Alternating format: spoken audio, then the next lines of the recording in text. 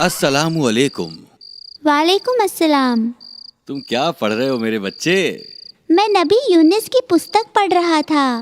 क्या ये सच है कि नबी को एक व्हेल मछली ने निगल लिया था? हाँ, ये सही है मेरे बच्चे। तो क्या नबी इसके बाद भी जीवित रहे? हाँ बिल्कुल। क्या तुम आज उनकी कहानी सुनना चाहोगे? हाँ अवश्य, मुझे सुनाइए ना बाबा। ठीक है, ध्यान से सुनो। बिस्मिल्लाह।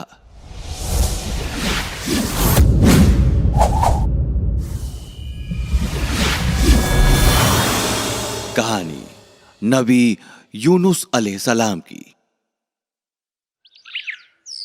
बहुत बहुत समय पहले एक नगर था, नाइनवे। वहां के लोग मूर्ति पूजक थे, जो कि लज्जा रहित जीवन जी रहे थे। उन लोगों को सिर्फ एक सच्चे मालिक के बारे में बताने के लिए अल्लाह ने नबी यूनुस अलैहिस्सलाम को नाइनवे भेजा। तुम्हें मात्र अल्लाह पर विश्वास रखना चाहिए और उनके आदेशों का पालन करना चाहिए, उन्होंने लोगों से कहा, नहीं तो तुम्हें भयानक दंड भुगतना होगा। उन्होंने उन्हें चेतावनी दी, किंतु नगर के निवासी ये नहीं चाहते थे कि कोई भी उनकी इबादत में हस्तक्षेप करे। हम और हमारे पूर्वज इसी तरह से वर्षों से इबादत करते आए हैं, एक वृद्ध ने कहा। और हमें कोई हानि नहीं पहुंची, अन्य ने कहा। नबी यूनुस अलैहिस्सलाम ने लोगों को अल्लाह सुब्हानल ताला के बारे में समझाने का बहुत प्रयत्न किया, किंतु लोगों ने उनकी एक नहीं सुनी।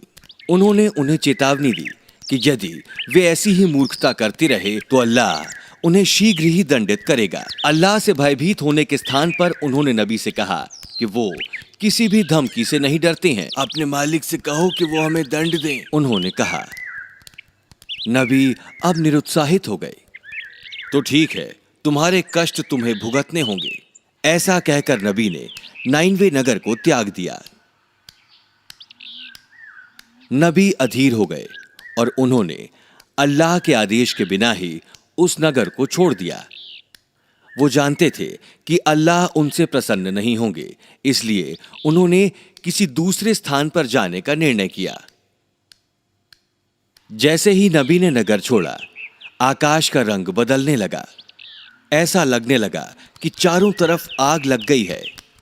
ये दृश्य देखकर लोग भयभीत हो उठे।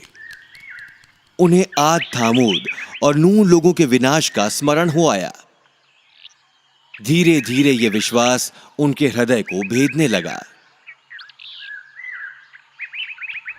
नाइनवे के लोग पहाड़ की चोटी पर एकत्रित हुए और वो दया याचना के लिए अल्लाह की इबादत करने लगे।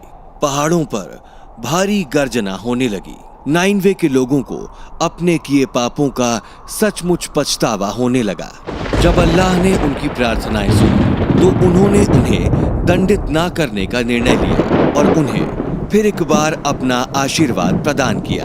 जब लोगों को यह लगा कि वो अब सुरक्षित हैं, उन्होंने अल्लाह से प्रार्थना की कि यूनुस अलैहिस्सलाम अब वापस लौट आए और उनका मार्गदर्शन करें। इसी बीच यूनुस अलैहिस्सलाम कुछ और यात्रियों के साथ एक जलयान में यात्रा कर रहे थे। शांत पानी में मध्यम पवन के बीच वो आनंद से यात्रा करते रहे। लेकिन जैसे ही रात आई, समंदर अनायास बदल गया।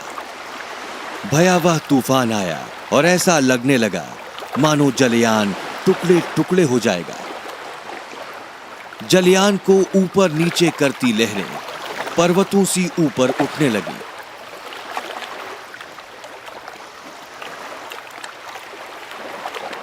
जहाज में सभी लोग भयभीत हो गए। जलयान के कप्तान ने अपने कर्मी दल से जलयान को हल्का करने को कहा।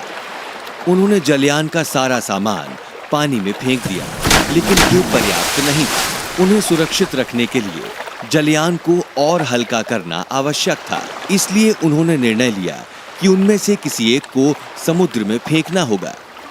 इसी बीच एक बड़ी व्हेल मछली पानी की सतह पर जलयान के पीछे दिखाई दी। अल्लाह सुब्हानल ताला ने उसे आदेश दिया कि वो पानी की सतह पर ही रहे और उसने ऐसा ही किया। व्हेल मछली जलयान का पीछा करती रही जैसा कि उसे आदेश प्राप्त हुआ था।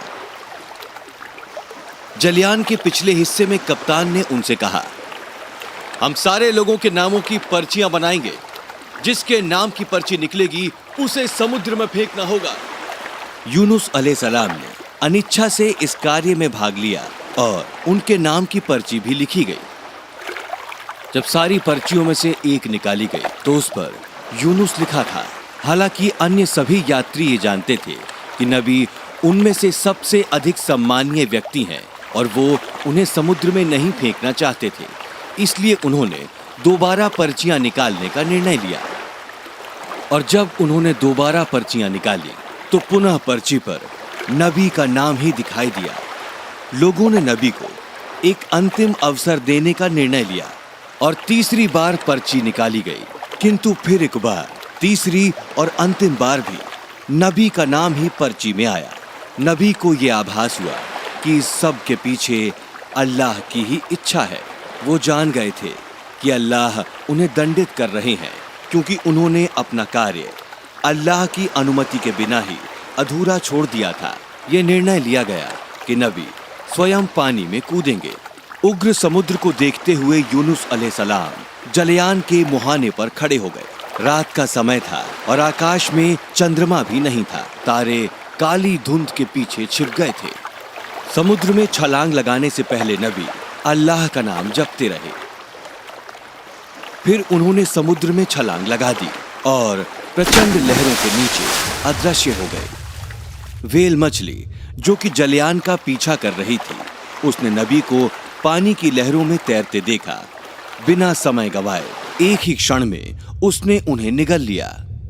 वेल ने अपने दांत बंद कर लिए। ऐसा लगा मानो बंदी गृह में ताला लगाया जा रहा हो। और फिर वो समुद्र की तलहटी की ओर बढ़ चली। पहले नबी को आभास हुआ कि उनकी मृत्यु हो चुकी है, लेकिन बाद में उन्हें समझ आया कि वो जीवित हैं क्योंकि वो हिल सकते थे। वो जान गए कि वो जीवित हैं और बंदी बनाए गए हैं। एकांत उन्हें अतीत में ले गया। उन्होंने विचार किया कि नगर में क्या हुआ था और उन्हें यह लगा कि उन्हें नगर कभी नहीं छोड़ना था। इसके स्थान पर उन्हें वहीं रुकना था और निरंतर लोगों को समझाना था, अल्लाह का मार्ग दिखाना था। निराशा में नबी ने हृदय से अल्लाह से प्रार्थना करना आरंभ कर दिया। मेरे अल्लाह, तुम्हारे अलावा कोई और स्वामी नहीं है। मैं मात्र तुम्हारी ही स्तुति और गुणगान करता हूँ। मैंने सही नहीं किया है, किंतु यदि आप मेरी सहायता नहीं करेंगे तो मैं सदैव के लिए चला जाऊंगा। नबी निरंतर अल्लाह से प्रार्थना करते रहे, निरंतर पछताते रहे। समुद्र में रहने वाली मछलियों, विशालकाय व्हेलों और अन्य सभी समुद्री जीवों ने नबी की प्रार्थनाओं की गूंज सुनी जो कि व्हेल के पेट से आ रही थी। ये सभी जीव व्हेल के चारों ओर एकत्रित हो गए और अपनी अपनी भाषा में अल्लाह से प्रार्थना करने लगे। वो व्हेल भी स्वयं प्रार्थना कर रही थी, किंतु उसे समझ में आ गया कि उसने ही नबी को निगला है। जब उसे यह आभास हुआ तो पहले तो वो भयभीत हो गई। फिर उसने स्वयं से कहा, मैं क्यों डरूं? अल्लाह ने ही मुझे उसे निगलने का आदेश दिया था। सर्वशक्तिमान अल्लाह ने जब ये देखा कि नबी वास्तव में अपनी करनी पर पछता रही हैं, तो उन्होंने उनकी रक्षा करने का निर्णय लिया। उन्होंने व्हेल को आदेश दिया कि वो समुद्र की सतह पर जाए और नबी को लहरों में उगल दे। व्हेल ने आदेश का पालन किया। वो समुद्र के ऊपर तैरी और उसने नबी को सुदूर द्वीप की ओर निकाल दिया।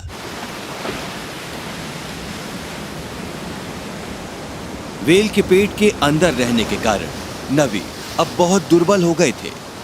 उनकी त्वचा सूज गई थी और जब सूरज उगा तो उनके शरीर में जलन होने लगी। नबी के कष्ट की अब कोई सीमा न रही, किंतु वो फिर भी दर्द को सहते रहे और निरंतर अल्लाह सुब्हानल ताला से प्रार्थना करते रहे।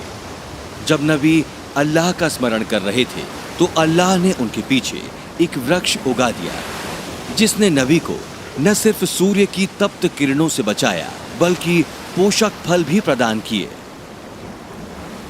धीरे धीरे उनकी शक्ति वापस आ गई और उन्होंने नाइनवे वापस जाने का मार्ग भी ढूंढ निकाला। उन्होंने जब इस स्थान में परिवर्तन देखा तो उन्हें एक सुखद आश्चर्य की अनुभूति हुई। नाइनवे की पूरी जनसंख्या ने उनका पूरी आत्मीयता से स्वागत किया। हम अब सिर्फ अल्लाह की इबादत करते हैं, सिर्फ उस एक सच्चे मालिक की। ये सुनकर नबी बहुत प्रसन्न हुए और वो नाइनवे में तब तक रहे जब तक कि उनका देहांत नहीं हो गया। माशाल्लाह, ये सचमुच एक अद्भुत कहानी थी। मुझे प्रसन्नता है कि तुम्हें ये अच्छी लगी बेटा। क्या अब तुम प्रश्नों के लिए तैयार हो? हाँ बिल्कुल। तो ठीक है, मुझे उस नगर का नाम बताओ जहां नबी यूनुस अलैहिस्सलाम लोगों को प्रवचन देते थे। वो नाइनवे था। ओह, बहुत जल्दी। और अब अगला प्रश्न, नबी नगर से क्यों चले गए? नबी अपनी बात नहीं सुने जाने से निन्वा के लोगों से अप्रसन्न थे, इसलिए वो वहां से चले गए, वो भी अल्लाह के आदेश के पहले। माशाअल्लाह, बहुत अच्छे मेरे बच्चे। अब मुझे बताओ कि नबी ने समुद्र में छलांग क्यों लगाई? नबी जिस जलयान में यात्रा कर रहे थे वो तूफान में फंस गया, तो कप्तान और लोगों ने किसी एक को समुद्र में फेंकने का फैसला लिया जिससे कि जलयान हल्का हो सके। नबी को समुद्र में छलांग लगानी पड़ी क्योंकि पर्ची में उनका नाम निकला था। बहुत बढ़िया आमिर।